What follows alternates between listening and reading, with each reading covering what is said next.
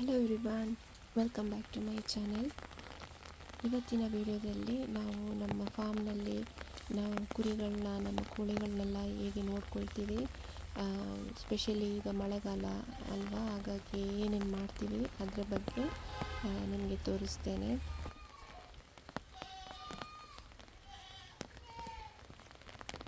ಬೆಳಗ್ಗೆ ಶೆಡ್ಗೆ ಬಂದಿದ್ದೇವೆ. ಸಿಮೆಂಟ್ನ ಶೆಡ್ ಆಗಿರೋದ್ರಿಂದ ಈಗ ಕ್ಲೀನಾಗಿ ಗುಡಿಸಿ ನೀರು ಹಾಕಿ ತೊಳಿಲಿಕ್ಕೆ ಉಂಟು. ನನ್ನ ಚಾನೆಲ್ನಲ್ಲಿ ನಾನು ಸಾಮಾನ್ಯವಾಗಿ ಫಾರ್ಮ್ ಲೈಫ್ ಬಗ್ಗೆ ವೀಡಿಯೋಸ್ ಹಾಕ್ತಾ ಇರ್ತೀನಿ. ಇಷ್ಟು ತನಕ ಚಾನೆಲ್ನ ಸಬ್ಸ್ಕ್ರೈಬ್ ಮಾಡಿಲ್ಲ ಅಂದರೆ ದಯವಿಟ್ಟು ಚಾನೆಲ್ನ ಸಬ್ಸ್ಕ್ರೈಬ್ ಮಾಡಿ, ಲೈಕ್ ಕೊಡಿ, ಕಾಮೆಂಟ್ ಹಾಕಿ ಮತ್ತು ನಿಮ್ಮ ಫ್ರೆಂಡ್ಸ್ ಅವ್ರ ಜೊತೆನೂ ಶೇರ್ ಮಾಡಿ.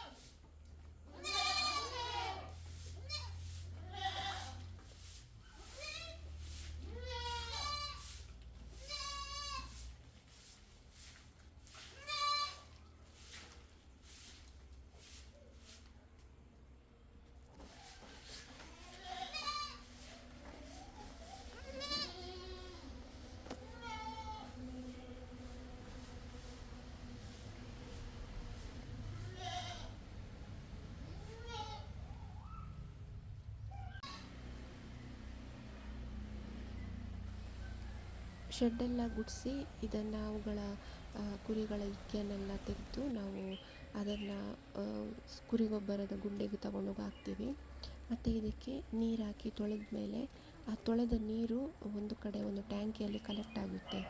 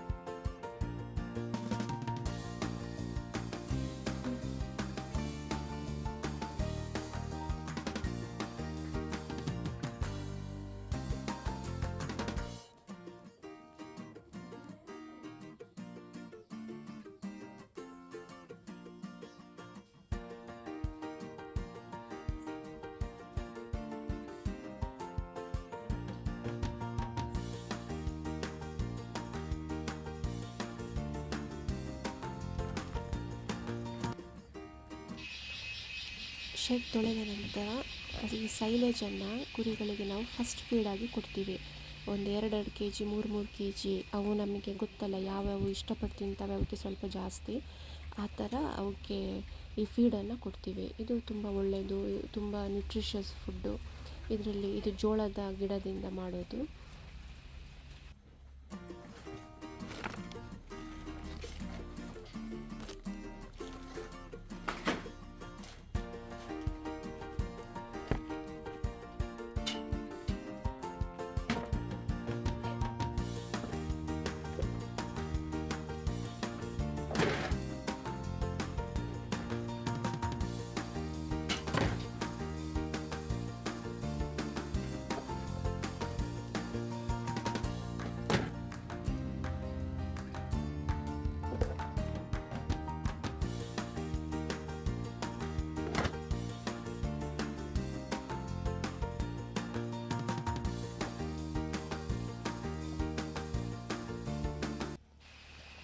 ಇದು ಗೊಬ್ಬರದ ಗುಂಡಿ. ಇಲ್ಲಿ ನಾವು ಬೆಳಗ್ಗೆ ಅದು ಗುಡಿಸಿ ಎಲ್ಲ ಕಲೆಕ್ಟ್ ಮಾಡಿರ್ತೀವಲ್ಲ, ಅದನ್ನು ತಂದು ಈ ಗೊಬ್ಬರದ ಗುಂಡಿಗೆ ಹಾಕ್ತೀವಿ. ಕುರಿ ಗೊಬ್ಬರ ರೆಡಿ ಆಗಲಿಕ್ಕೆ ಒಂದು 6 ತಿಂಗಳು ಬೇಕಾಗುತ್ತೆ.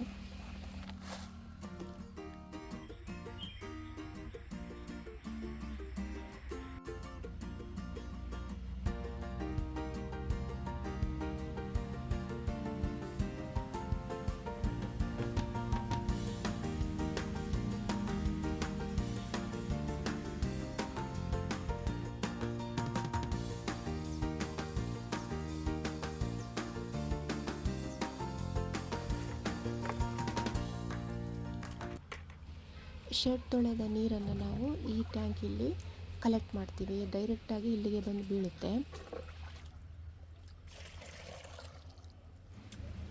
ಈ ಕುರಿ ಮೂತ್ರ ಇದು ಒಳ್ಳೆ ಫರ್ಟಿಲೈಸರ್. ಆದರೆ ನಾವು ಇದನ್ನು ಯೂಸ್ ಮಾಡಬೇಕಾದ್ರೆ ಡೈಲ್ಯೂಟ್ ಆಗಿಯೇ ಯೂಸ್ ಮಾಡಬೇಕು, ಯಾಕೆಂದರೆ ಇದು ತುಂಬ ಸ್ಟ್ರಾಂಗ್ ಇರುತ್ತಲ್ವ. ಹಾಗಾಗಿ ಅದಕ್ಕೆ ನಾವು ಈ ಶೆಡ್ ತೊಳೆದ ನೀರು ಅಂತ ಹೇಳಿದರೆ ನೀರು ಮಿಕ್ಸ್ ಆಗಿರುತ್ತಲ್ವ, ಹಾಗಾಗಿ ಇದನ್ನು ನಾವು ಈ ಡೈಲ್ಯೂಟ್ ನೀರನ್ನು ತೋಟಕ್ಕೆ ಯೂಸ್ ಮಾಡ್ತೀವಿ. ಮೆಣಸು ಬಳ್ಳಿಗೆ, ಅಡಕೆಗೆ, ಕಿತ್ತಳೆ ಗಿಡಕ್ಕೆ, ಲಿಂಬೆ ಗಿಡಕ್ಕೆ, ನೇಪಿಯರ್ ಹುಲ್ಲಿಗೆ, ಯಾವುದಕ್ಕೆ ಬೇಕಾದರೂ ಕೂಡ ಯೂಸ್ ಮಾಡ್ಬೋದು. ಯಾವುದೇ ಫ್ರೂಟ್ ಗಿಡ ಅಥವಾ ತರಕಾರಿ ನೀವು ಹಾಕಿದ್ದೀರಾ ಅಂತ ಹೇಳಿದರೆ ಅದಕ್ಕೆ ಕೂಡ ಯೂಸ್ ಮಾಡ್ಬೋದು. ಇದೊಂದು ಒಳ್ಳೆಯ ಫರ್ಟಿಲೈಸರ್.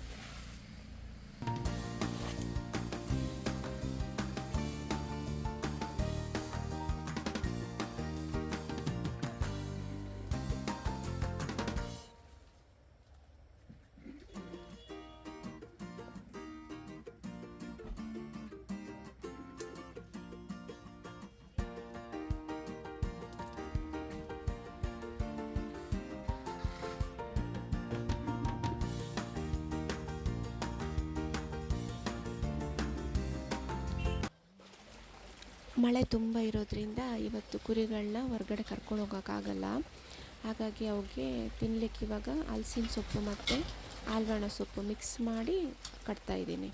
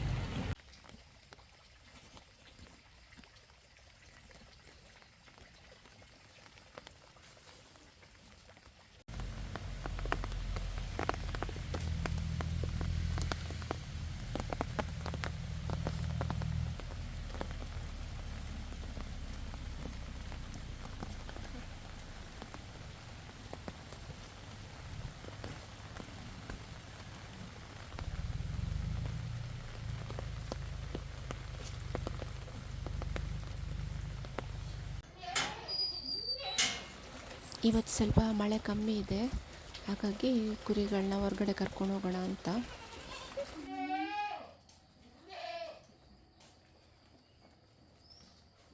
ಗುಡ್ ಮಾರ್ನಿಂಗ್ ಬನ್ನಿ.